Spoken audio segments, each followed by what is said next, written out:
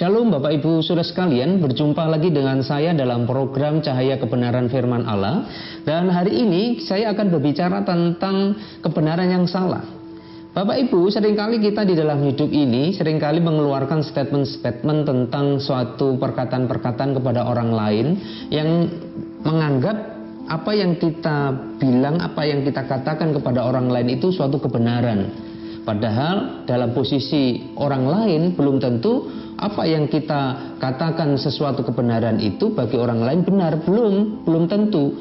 Tetapi seringkali praktek-praktek semacam ini terjadi di dalam kehidupan kita, entah dalam gereja, entah dalam kalangan hamba-hamba Tuhan, entah kalangan akademisi, entah kalangan mahasiswa, pekerja, dan lain sebagainya. Nah, ini terjadi, anak-anak Tuhan seringkali menganggap apa yang dikatakan itu suatu kebenaran mutlak yang orang lain tidak boleh bantah, dan orang lain seolah-olah tidak memiliki kebenaran, Bapak Ibu Saudara sekalian. Nah, olehnya itu kebenaran yang mutlak itu sebenarnya kebenaran di dalam Yesus Kristus Tuhan, dalam kebenaran firman. Maka firman Tuhan dalam 2 Timotius 2 ayat 3 ayat yang ke-16 berkata, segala tulisan yang diilhamkan Allah memang bermanfaat untuk mengajar, untuk menyatakan kesalahan, untuk memperbaiki kelakuan, dan untuk mendidik orang dalam kebenaran. Sebenarnya kita hanya mengacu kepada kebenaran firman Tuhan, tapi dalam praktek kehidupan ini seringkali kita menganggap atau bahkan seringkali kita mengeluarkan statement-statement suatu kebenaran mutlak menurut perspektif kita tanpa melihat hati orang lain, perasaan orang lain. Nah, inilah yang sebenarnya menjadi suatu kendala untuk kita bisa merajut hubungan dengan orang lain atau apalagi sebagai anak-anak Tuhan. Nah, Bapak Ibu Saudara sekalian, ini sebenarnya kunci di mana kita bisa bergandengan tangan dengan sesama. Perbedaan pendapat, perbedaan suatu pandangan itu wajar, tetapi ketika kita sudah masuk dalam ranah menghakimi, dalam ranah bahwa apa yang aku ngomong atau aku bicarakan ini harus orang lain terima, itu pemaksaan, Bapak Ibu, dan ini tidak baik. Seharusnya di dalam setiap kehidupan kita bisa menghargai orang lain. Karena toh kita juga bukan orang yang sempurna, kita juga punya kelemahan, kita juga punya kekurangan. Orang lain juga punya kelebihan, bukan hanya kekurangan saja. Seringkali kita hanya memakai kacamata kuda, hanya melihat dalam satu perspektif saja tanpa melihat dari sudut-sudut pandang yang lain. Nah, ini yang terjadi. Maka firman Tuhan harus menjadi terang dalam setiap kehidupan kita, menjadi suluh dalam setiap langkah-langkah kita, sehingga setiap kita menjalin hubungan di dalam persekutuan dengan anak-anak Tuhan, jangan sering kita terjebak di dalam kebenaran-kebenaran yang salah, kebenaran-kebenaran menurut diri kita. Harusnya kita kembali kepada firman yang harus menjadi acuan dalam hidup kita, Bapak Ibu Saudara sekalian. Nah, ini terjadi.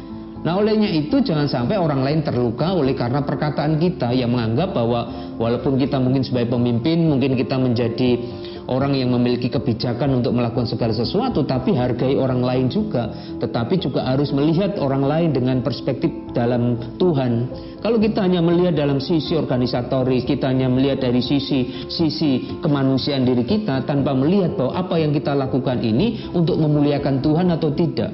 Apakah yang kita kerjakan hari ini Tuhan disenangkan atau tidak? Seringkali kita tidak pernah melihat secara vertikal apa yang kita lakukan sekarang ini, Bapak Ibu Saudara sekalian. Orang mau sakit hati, orang mau menderita, seolah-olah kita tidak mau peduli dengan semuanya itu. Padahal itu bukan nilai-nilai kekristenan, bukan yang diajarkan Tuhan Yesus, saudara.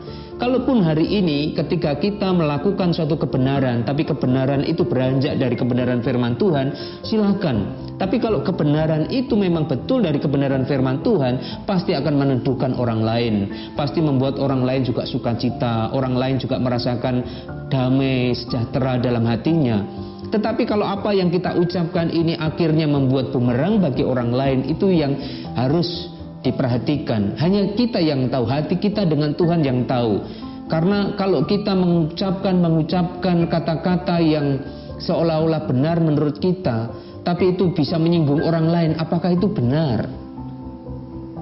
Orang lain juga punya statement-statement yang sama terhadap diri kita. Mereka juga bisa menilai diri kita. Jangan hanya kita yang menilai orang lain, tapi diri kita juga harus mengerti bahwa orang lain juga bisa melihat diri kita dari setiap gerak hidup kita, saudara. Maka kalau hari ini kita menyadari bahwa firman Tuhan itu yang diilhamkan oleh Allah untuk mengajar, untuk menyatakan kesalahan, untuk memperbaiki kelakuan, dan untuk mendidik orang dalam kebenaran, maka kalau hari ini orang lain dipakai Tuhan untuk supaya diri kita berubah, mengapa tidak kita berubah? Jadi jangan kebenaran yang mutlak menurut diri kita, tapi melihat juga orang lain. Orang lain juga punya suatu pandangan-pandangan terhadap diri kita, Bapak Ibu. Nah, seringkali hidup kita sering mengeluarkan kebenaran-kebenaran yang salah yang terjadi dalam hidup kita. Menganggap orang lain tidak bisa, menganggap orang lain itu lemah, menganggap orang lain itu tidak bisa berpikir dengan luas. Seringkali kita menghakimi saudara-saudara. Maka harus berubah hari ini.